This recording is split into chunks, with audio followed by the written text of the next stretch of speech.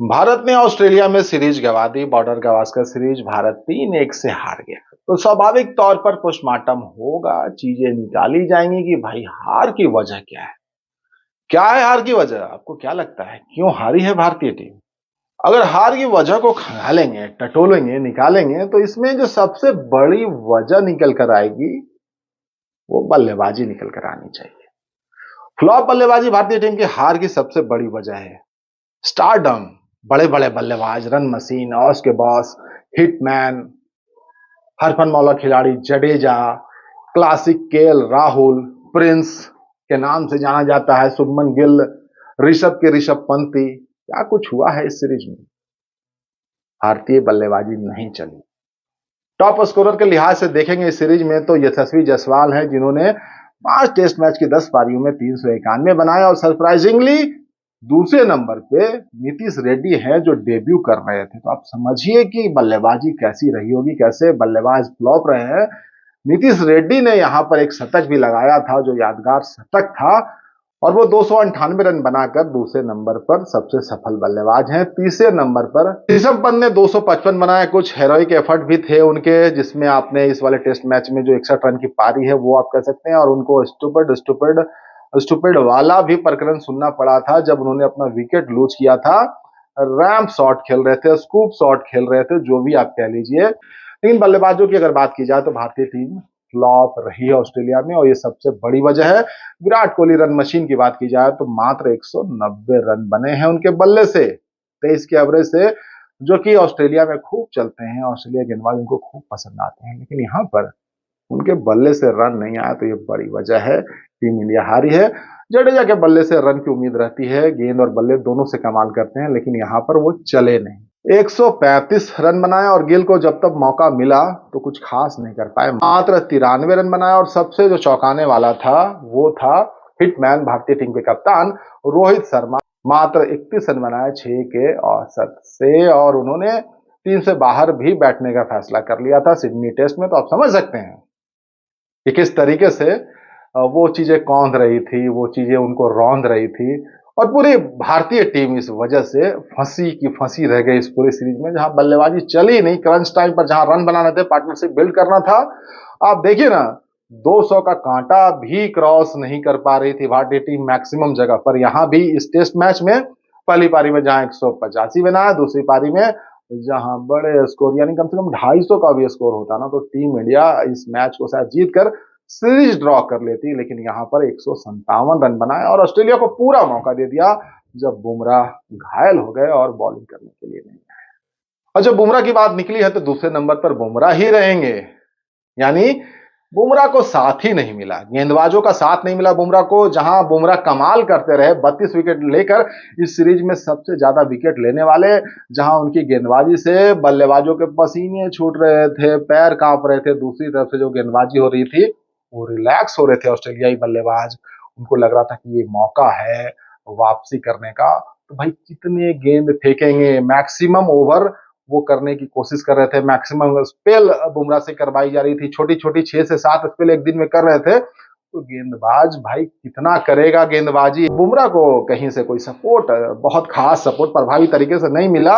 इसकी वजह से इस टेस्ट मैच में हार का मुंह देखना पड़ा, और पूरे सीरीज जो गंवानी पड़ी है उसकी बड़ी वजह है। आप देखिए ऑस्ट्रेलिया से कंपेयर करेंगे तो आप देखिए, जहां ऑस्ट्रेलिया का जो फर्स्ट चेंज गेंदबाज आता है वो 18 का औसत मेंटेन कर रहा है इस टेस्ट सीरीज में, वहीं भारतीय टीम जो फर्स्ट चेंज जो गेंदबाज आते हैं वो 36 का कर रहे हैं। तो आप समझ सकते हैं कितने प्रभावी तरीके से गेंदबाजी हुई है। आप एक तरफ ऑस्ट्रेलिया गेंदबाजों को रखिए, स्टार्क को, कमिंस को, बॉलैंड को, देखिए किस तरीके से गुच्छे में गेंदबाजी करके लगातार दबाव बना के रखे थे। वो दबाव भारतीय गेंदबाज नहीं बना पाए। बुमराह का तो क्लास ही अलग है, उनकी उनकी तुलना मत करिए। लेकिन उनको तो साथ चाहिए ना, और कहा जाता ना कि बल्लेबाजी साझेदारी वाली खेल है, तो गेंदबाजी में भी साझेदारी चाहिए ना। बुमराह को भी साथ चाहिए था, बुमराह को भी चाहिए था कि ऐसा गेंदबाज उनके साथ गेंदबाजी करे जो विकेट ना ले, लेकिन बांध कर तो रखे, डरा कर तो रखे। ये इतना प्रेशर बन गया था बुमराह के ऊपर कि उनको इंजरी बन गई, इतनी गेंदबाजी वो कर रहे थे। पूरे इस सीरीज में उन्होंने 908 गेंद फेंकी, आप समझ सकते हैं। 908 गेंद यानी 151.2 ओवर उन्होंने फेंका है। तो वो दबाव आखिरकार इतना ज्यादा हो गया कि इस इंपॉर्टेंट सिडनी वाले टेस्ट में दूसरी पारी में वो गेंदबाजी करने आ ही नहीं। उनकी चोट इतनी ज्यादा गंभीर हो गई कि भैया ये मैच ही खत्म हो गया। तो बुमराह का साथ नहीं मिलना ये बड़ी वजह है।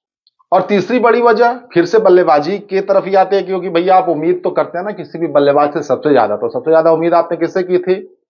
ऑब्वियस है, run machine king Kohli of the boss से की होगी, क्योंकि उनको पसंद आता है रन बनाना ऑस्ट्रेलिया के खिलाफ। और कहा जाता है कि भाई जितना टफ सिचुएशन हो तो वहां पर कोहली निखर कर आते हैं। तो ऑस्ट्रेलिया से ज्यादा टफ ओपोनेंट तो कोई हो नहीं सकता, और सीरीज इससे मजेदार, इससे खतरनाक हो नहीं सकती। लेकिन यहां पर चले ही नहीं, मात्र 23 के औसत से एक शतक लगाया उन्होंने, और पूरे सीरीज में वो चले नहीं। बाहर जाती गेंद को वो छेड़ते रहे, आउट होते रहे, बड़ी सारी बातें निकल कर आई। और ये वजह रही है कि विराट नहीं चले। रोहित का तो कहना ही क्या, उन्होंने मात्र 31 रन बनाया, और उन्होंने खुद ने ही कह दिया कि भाई टीम के ऊपर दबाव बन रहा था, हमारी बल्लेबाजी चल नहीं रही, बल्ले से रन आ नहीं रहे, तो सिडनी टेस्ट में वो खेले ही नहीं। तो आप समझ सकते हैं कि कितना दबाव भारतीय टीम के ऊपर, ड्रेसिंग रूम के ऊपर बल्लेबाजों की वजह से रहा होगा। आप रन बनाएंगे नहीं तो फिर गेंदबाज करेंगे क्या? कैसे डिफेंड करेंगे, कैसे ओपोनेंट के ऊपर हावी होंगे? स्कोर बोर्ड पे रन दिखना चाहिए कम से कम 250 वाला, 300 वाला। पर्थ को छोड़ दीजिए दूसरी पारी को, बाकी हर जगह टीम इंडिया जो है ना, कहानी उनकी खत्म थी। एक नीतीश रेड्डी वाली पारी जिसमें शतक बने थे, बाकी पूरे सीरीज में भारतीय बल्लेबाज तड़प गए, तरस गए, उनकी टांगे कांप गई। बाहर जाती गेंद, उछाल वाली पिच, उनको कुछ नहीं समझ में आया। ऑस्ट्रेलिया के खिलाफ भारतीय बल्लेबाज नतमस्तक हो गए। और इसमें एक बड़ी बात है, इसमें एक और कारण, जो सबसे बड़ा कारण है, वो टीम सिलेक्शन है। तो भाई टीम जो प्लेइंग 11 खेलती रही इस पूरे सीरीज में, उस पर सवाल उठते रहे कि आप उछाल लेती गेंद, जहां तेज गेंदबाजों को मदद मिलती है वहां दो स्पिनर के साथ आप खेल रहे हैं। जहां ऑस्ट्रेलिया नेथन लायन के साथ खेल रही है, वहां आप वाशिंगटन सुंदर को खिला रहे हैं, रविंद्र जडेजा को खिला रहे हैं, और बेंच सेकने के लिए आपने तेज गेंदबाजों को बुलाया है। मेलबोर्न टेस्ट में भी बातें हो रही थी, क्या वहां पर फास्ट गेंदबाज को खेलना चाहिए था? क्या प्रसिद्ध कृष्णा को इससे पहले मौका मिलना चाहिए था? क्या हर्षित राणा को आपने जो बिठाया, क्या उनको मेलबोर्न में खिलाना चाहिए था? आप बल्लेबाजी क्रम 8वें नंबर पर लेकर आ रहे हैं, तो बल्लेबाज कर क्या पा रहे हैं? कहाँ रन उनसे बन रहे हैं? आप 200 का कांटा नहीं छुपा रहे। तो क्या बल्लेबाजी की जगह आपको गेंदबाजों पर ध्यान देना चाहिए था? आपको गेंदबाजी की लाइनअप ज्यादा मजबूत रखनी चाहिए थी, ताकि बुमराह को सपोर्ट मिलता। आप देखिए ना, इसी मैच में आप तड़प गए, तरस गए। आपने वाशिंगटन सुंदर और जडेजा से कितनी गेंदबाजी की। अगर एक फास्ट गेंदबाज खेलता तो शायद शायद कुछ भी हो सकता है, क्रिकेट है। लेकिन वो बेंच सेक रहे थे, वो बेंच पर बैठे थे। तो ये कहीं ना कहीं एक बड़ा सवाल था टीम सिलेक्शन को लेकर, प्लेइंग 11 को लेकर। बाकी क्रिकेट तो आप भी देखते हैं, मजे तो आप भी लेते हैं, और क्रिकेट की दीवानगी तो पूरे भारत में। तो आपकी प्रतिक्रिया क्या है? क्या लगता है किन वजहों से भारतीय टीम इस सीरीज को गंवा चुकी है?